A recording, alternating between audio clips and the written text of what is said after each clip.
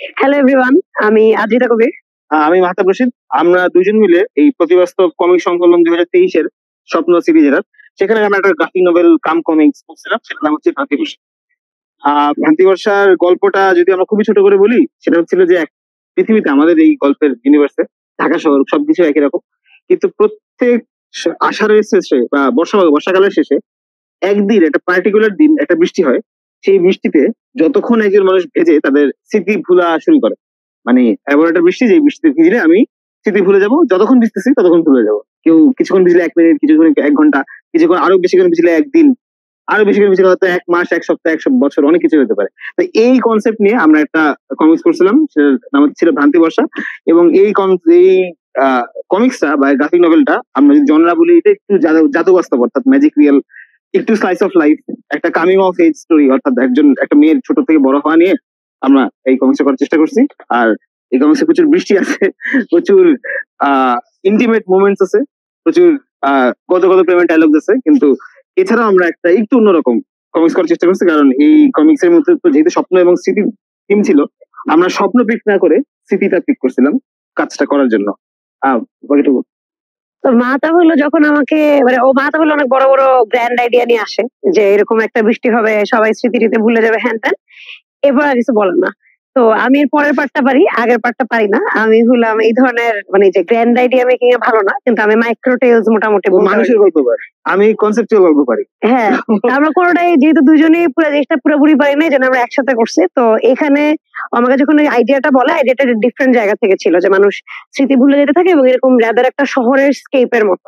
তখন আমি ওকে বলছি যে গল্পটাকে আমরা অনেক ছোট করে আনি। একটা প্রথম আমার মাথায় এতটুকুই ছিল যে একটা বাচ্চা মেয়ে এবং সেই মেয়েটা বাবা মা ঝগড়া করছে। তো ওই বয়সে কিন্তু আমাদের কাছে মনে হয় যে এটা যদি সামহাও আমি ভুলে যেতে পারি বা এটাতে একটা স্কিপ বাটন দিতে পারি, তাইলে হলো আমার জীবনে আর কোনো প্রবলেম থাকবে না।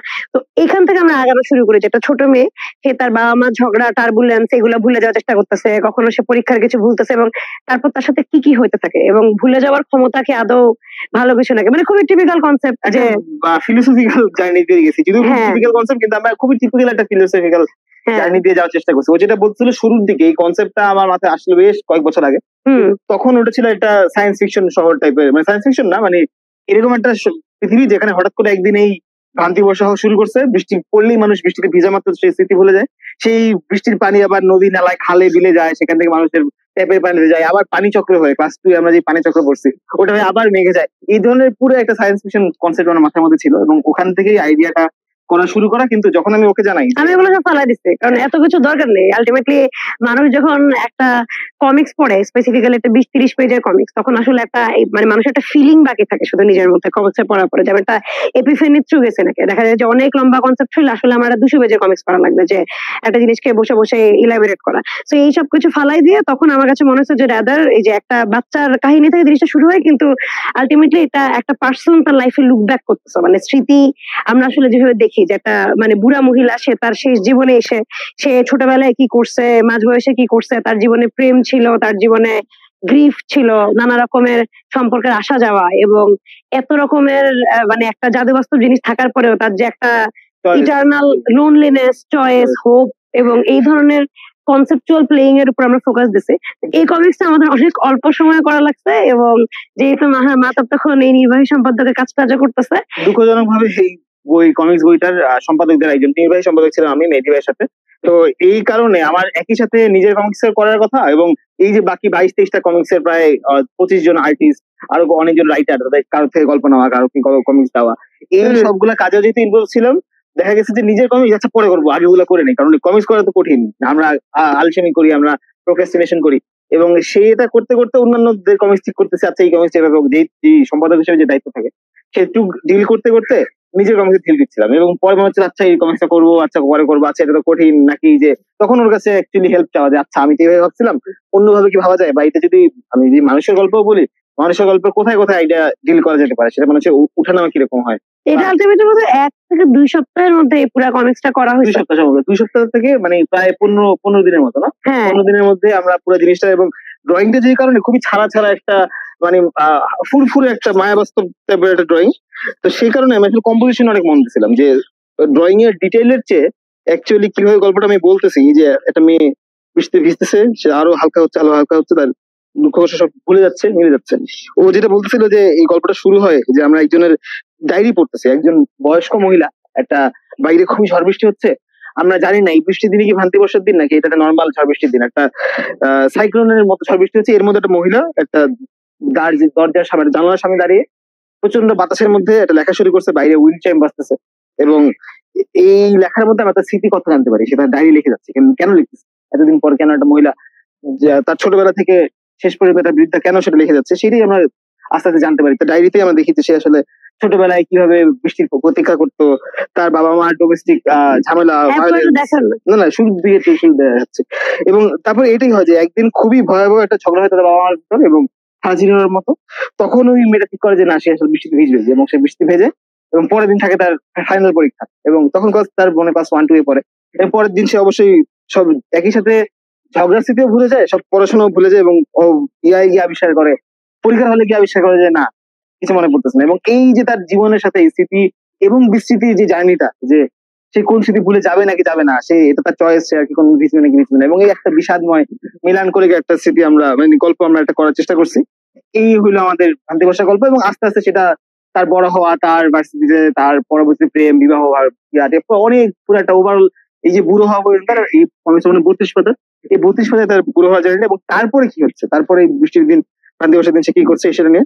পার্সোনালি আর্টিস্ট হিসেবে আমার জন্য খুব মজার জার্নি ছিল যে আগে যখন আমি থ্রিলার বা সায়েন্স ফিকশন বা হরর করতেছি তখন এক ধরনের টেস্টের কাজ আমি করতাম, তখন ড্রয়িংটা আরো অনেক ডাইনামিক হতে হবে, অনেক অ্যাকশন ড্রিভেন হতে হবে, বা প্যানেলিং কম্পোজিশন এরকম একটা জায়গা ছিল। এইখানে আমি চেষ্টা করছি একই সাথে, যেহেতু আমার টাইমও ছিল না ছাপে বড়, তো সেই কারণে আমি শুধুমাত্র বেটার কম্পোজিশনে, খুবই গ্র্যান্ড একা একা ফাঁকা ফাঁকা কম্পোজিশনে ওই একটা বৃষ্টির বাতাসের ঝোড়ো বাতাসের যে ফিলিং যেভাবে বয়ে যায়, ওই ফাঁক দিয়ে বাতাস গলে যাওয়ার মতো একটা ড্রয়িং করার চেষ্টা করছি, যেটা প্যানেলের ফাঁক দিয়ে বাতাস গলে যাবে এই ধরনের ড্রয়িং এর চেষ্টা করছি। এবং প্রচুর বৃষ্টির ভিজুয়াল লাগছে, এটা আমাকে আর্ট হেল্প করছে খুবই, যে আমরা যখন বৃষ্টি দেখি বৃষ্টি আসলে কিভাবে ফিল করি, বৃষ্টি গায়ে মানে বৃষ্টি পানি তো আসলে আঁকাই যায়, কোটি কোটি পানি পড়তেছে এভাবে আঁকাই যায়, কিন্তু আসলে বৃষ্টি আর কিভাবে আঁকা যায়, সেটা আঁকা যায় উইন্ড চাইমের ঠং ঠং এর শব্দে, সেটা আঁকা যায় একটা ছাতা থেকে পানি গড়ে পড়ার দৃশ্যে, কাপড় উড়ে যাওয়ার দৃশ্যে, পর্দা উড়ে যাওয়ার দৃশ্যে, বা একটা ফাঁকা মাঠের ভিতরে যখন বৃষ্টি শেষে বাতাসটা বয়ে যায় তখন কেমন লাগে,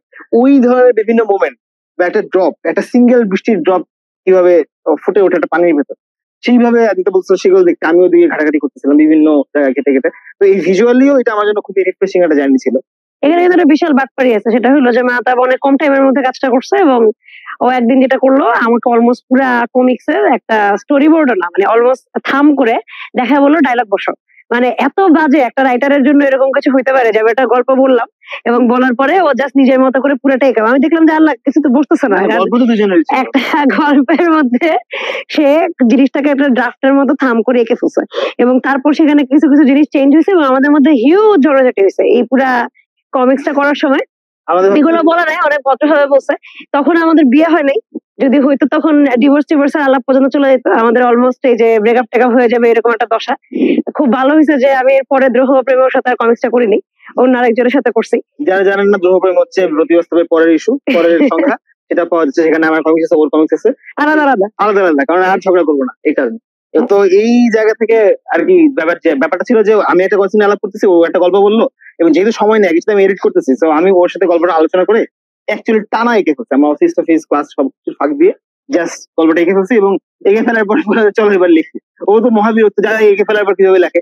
তো কিন্তু দেখা গেল যে আমরা যখন বসে বসে লিখতেছি প্রতিদিন ধরুন 5 পৃষ্ঠা করে লিখতাম বা 10 পৃষ্ঠা করে লিখতাম, ঘুরে ঘুরে বিভিন্ন জায়গায় গিয়ে গিয়ে লিখতেছি, বিভিন্ন ভাবনা চিন্তা করে লিখতেছি, লিখতে গিয়ে আসলে ঝগড়া লাগছে। আমি বলছি না এই ডায়লগটা এরকম হবে, বলছে না এখানে ডায়লগ দিবই না, এই বিষয়ে ডায়লগ থাকবে না, এই বিষয়ে ডায়লগ। আমাদের খুবই ডিফারেন্ট ফিলোসফি আছে ডায়লগের ক্ষেত্রে, যে মাহতাব খুবই dialogue heavy monologue heavy comics পছন্দ করে, আমার খুবই মিনিমাল ডায়লগ পছন্দ করে, মানে most of the time dialogue থাকবে না, কিন্তু ডায়লগ না থাকতে হলে একটা আর্টিস্টের আসলে যে পরিমাণ সাইলেন্ট মোমেন্ট আঁকতে হয় ওইটা আমি রিয়েলাইজ করি না, যেহেতু আমি ওইভাবে আঁকি না।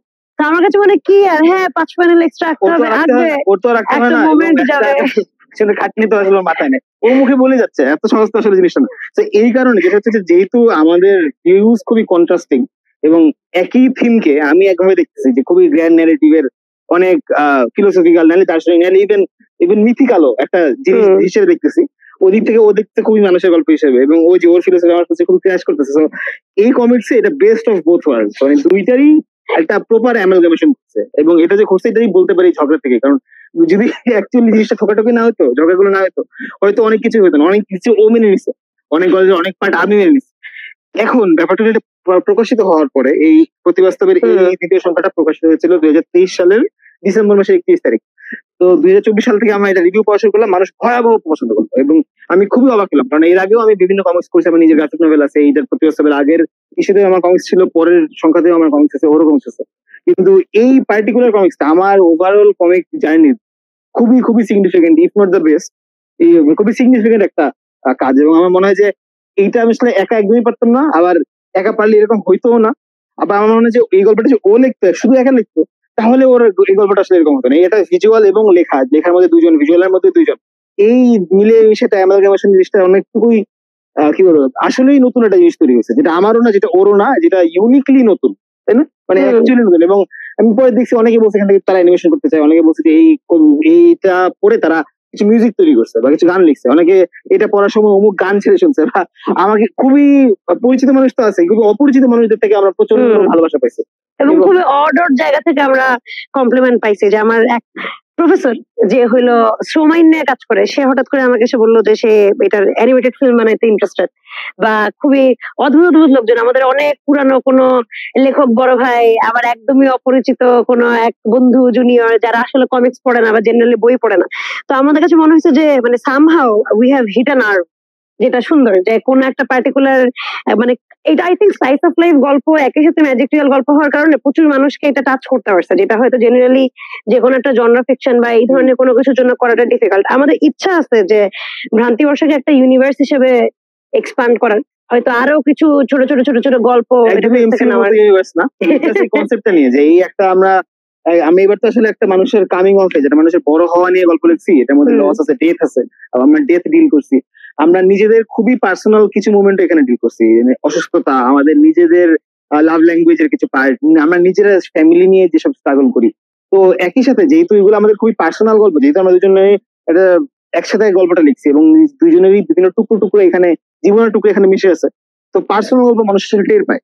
তো মানুষ যখন করছে, মানুষের পার্সোনাল গল্প টাচটা ফিল করছে। তো আমরা একটা বড় কনসেপ্ট নিয়েছি, ফিলোসফিক্যাল কনসেপ্ট, যে ভ্রান্তি বর্ষা, বৃষ্টিতে ভিজে মানুষ করে যাচ্ছে, এটাকে আমরা খুবই পার্সোনাল ডিল করছি। এখন আমাদের ইচ্ছা আছে হয়তো এই গল্পটাই, মানে এই থিমটাই আমরা ভিন্ন ভিন্ন গল্প ডিল করবো, সেটা নট নেসেসারিলি হয়তো একটা ইউনিভার্সের মতো সব ক্যারেক্টার আছে এরকম না, থিমটা কি, হয়তো আমরা একটা বিপ্লবের গল্প বলছি, হয়তো আমরা একটা গণ অভ্যুত্থানের গল্প বলছি, এখানে সরকার সেই অভ্যুত্থানের স্মৃতি ভুলে দেওয়ার জন্য এটা ইউজ করছে, হয়তো এটা পুরোপুরি অন্যরকম একটা গল্প, এখানে হয়তো আমরা কাপলস কাউন্সেলিং এর একটা ভাবছিলাম যে একটা কাপলের ডিভোর্স হয়ে যাচ্ছে এবং সে হলো কাউন্সিলরের কাছে, তারা গেল এবং তাদেরকে আলটিমেটলি এরকম একটা জায়গায় পাঠানো হইলো যেখানে ভ্রান্তি বর্ষা হয়।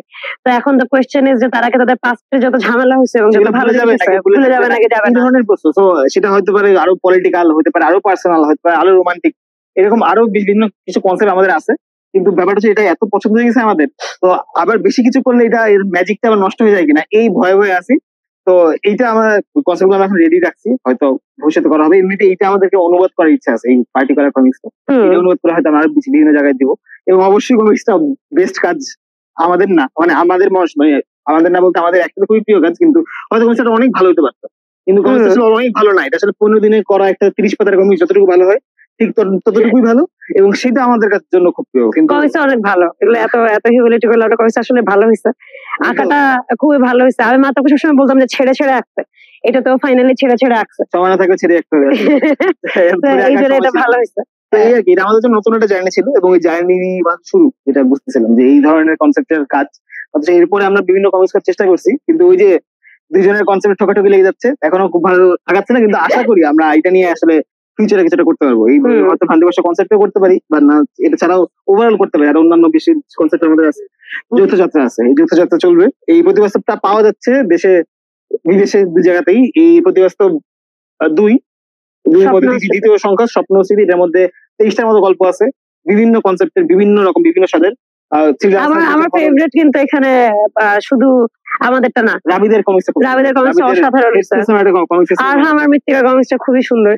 এখানে অনেক চমৎকার ভিন্ন ভিন্ন স্বাদের কমিক্স, কেউ যদি এখনো কালেক্ট না করে থাকেন করতে পারেন, বা উল্টে দেখতে পারেন। যে আমার মনে হয়, যেটা সবসময় বলি, প্রতিবাস্তব ওই বছরের আর্টিস্টদের একটা ফ্ল্যাগশিপ প্রোডাক্ট। মানে আপনি ওই প্রতিবাস্তব হাতে নিলে বুঝে যাবেন যে বাংলাদেশে যারা কমিক্স আঁকছেন তাদের মধ্যে কিছু মানুষের মোটামুটি অনেকের বাংলাদেশের কমিক আর্টিস্ট আসলে কত ব্রিলিয়ান্ট, তারা কত ভাবে এটা ইনফ্যাক্ট ওই বছর মানে রাবিদের এই কমিক্সটা আই থিঙ্ক ওই বছর যত কমিক্স বের হয়েছে প্রতি বছর বাইরে, তার মধ্যে সবচেয়ে ভালো কমিক্স ছিল প্রবাবলি রাবিদের কমিক্সটা। কনসেপচুয়ালি আর্টের দিক থেকে অনেক রকম লাগে আমাদের কাছে, হিংসা করো না রাবিতে, কিন্তু আমাদের কাছে খুবই খুবই ভালো ছিল। হ্যাঁ, রাবিদের কমিক্সটা অসাধারণ ছিল। তো প্রতিবাস্তবের পরের সংখ্যাটা এর পরের বছর মানে এই যে 24-এর আমাদের এই টালমাটাল রাজনৈতিক পরিস্থিতি, একটা গণঅভ্যুত্থান, এগুলোর পরবর্তীতে এই বছর 25-এও প্রতিবাস্তব বের হয়েছে। সেখানেও প্রায় 18 থেকে 20 জন কমিক্স আছে এবং সেখানে এবার 3 ছিল দ্রোহ এবং প্রেম। তো এখানে আমরা বিভিন্ন রকম রেজিস্ট্যান্স, বিভিন্ন রকম মানুষের প্রতিবাদ এবং বিভিন্ন রকম বিপ্লব, অভ্যুত্থানের পরবর্তীতে আগে সব রকম বিভিন্ন কনসেপ্ট নিয়ে ডিল করা হচ্ছে। সেটা একই সাথে science fiction, horror, slice of life, grand narrative, সব রকম গল্প নিয়ে আর্টিস্ট রাখছেন। সেটাও এখন অ্যাভেলেবল, এটাও অ্যাভেলেবল। তো দুইটাই আসলে যদি পাঠকরা চান কিনতে পারেন, এই আর কি। হয়তো হাতে নেড়ে দেখতে পারেন যদি হাতের কাছে থাকে, পছন্দ হলে। দ্রোহ প্রেমের মধ্যে ওখানেও খুবই ইন্টারেস্টিং কিছু গল্প ছিল, মানে জুলাইয়ের ডিফারেন্ট ন্যারেটিভ ছিল। শুধু জুলাই নিয়ে ওদের সবাই করছে তাও তো না, মানে দ্রোহ আর প্রেমের কনসেপ্টে বিল করছে। ওইখানে মাতাবের যে কমিক্সটা ছিল শোতে, ওটা একটা গ্র্যান্ড ন্যারেটিভের কমিক্স। আমারটা স্টিল মাইক্রো ছিল, আমারটা অধরা পতত্রীর সাথে করা, বারান্দা না। তো আমরা দ্রোহ প্রেম কনসেপ্টটা দুইটাই ইউজ করার চেষ্টা করছি।